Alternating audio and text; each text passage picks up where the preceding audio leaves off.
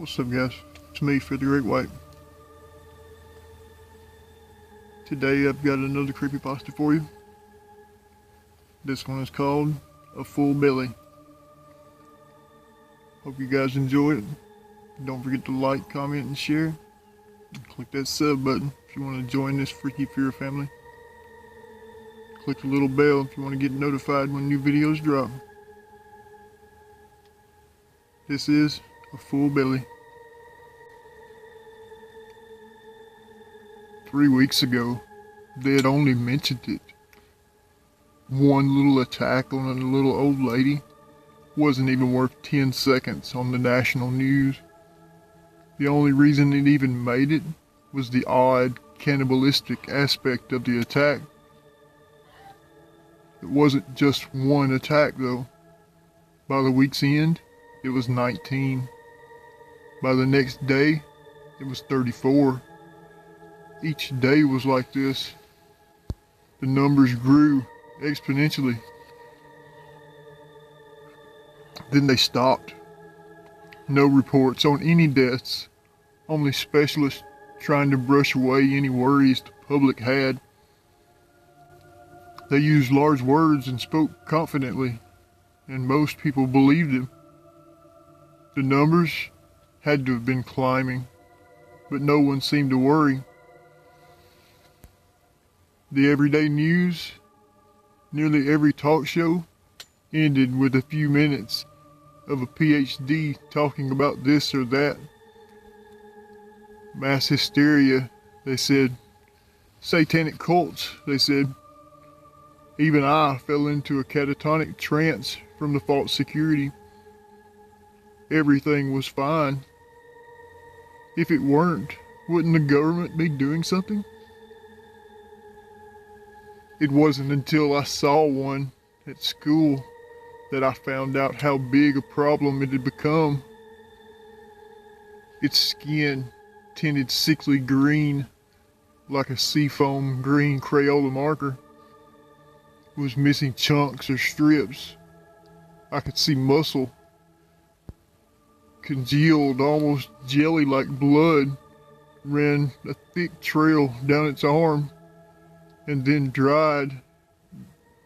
Variant splattered its tattered shirt.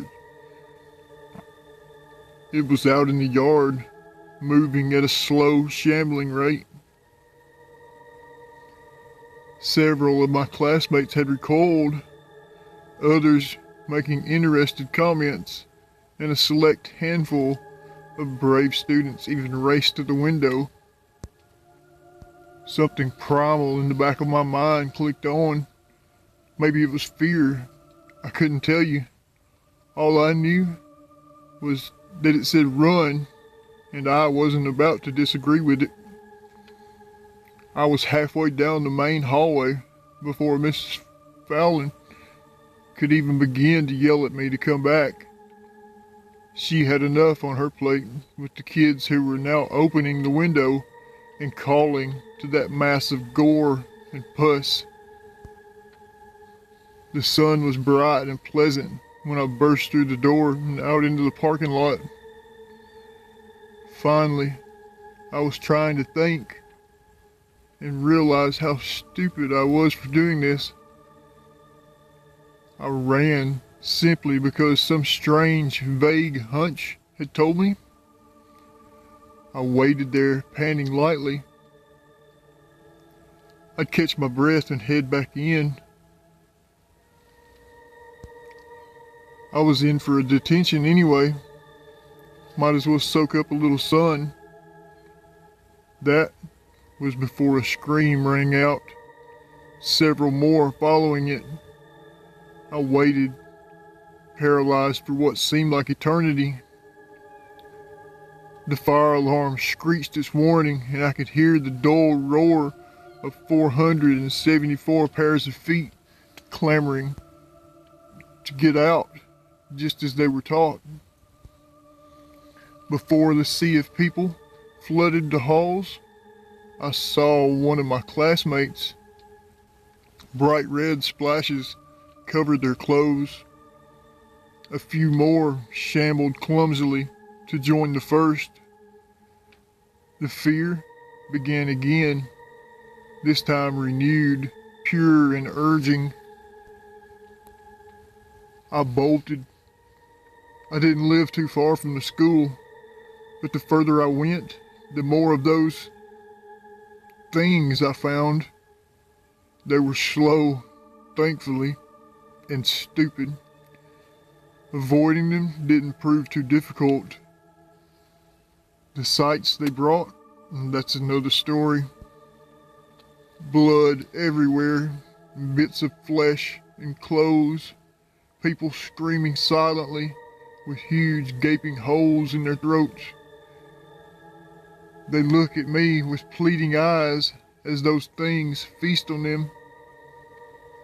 Quietly, I whispered a prayer for them. God help them.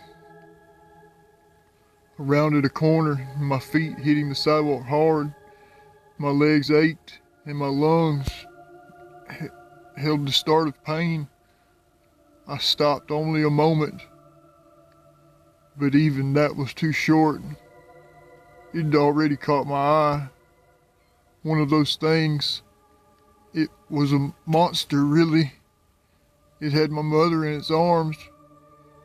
She watched me with wide eyes, and they were scared like a deer's.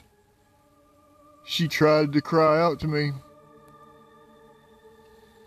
I lunged forward and clawed at the thing. I pulled and tore at it like a wild animal. I don't remember when it sunk its teeth into me, but I know it did. The pain was white hot and spread like fire in my arm and through my body. I collapsed. The creature bit more at me, teeth ripping away at my side and my legs. The fire rippled with each bite. My eyes screwed shut, and I was screaming, but I can't remember hearing anything but the blood thumping in my ears. The bites became more infrequent, and the hand with the first bite turned cold and numb. My mother, bloody and crying, dragged herself close to me and touched her hand to my face.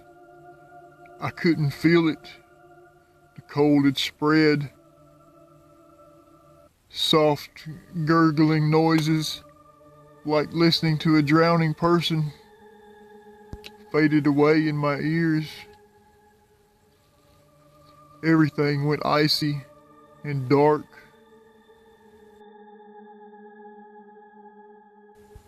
It's a wonder how much you retain once you become one of those monsters. You wouldn't believe it.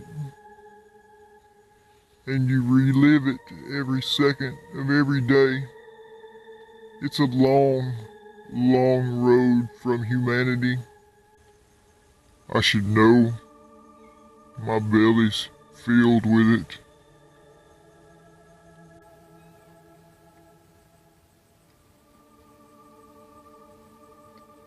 That was a full belly.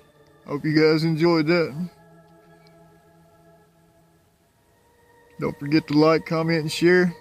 And hit that sub button if you want to join this freaky fear family. As always, I'm Fear the GreatWhite. I love you all. I'm out. Bye.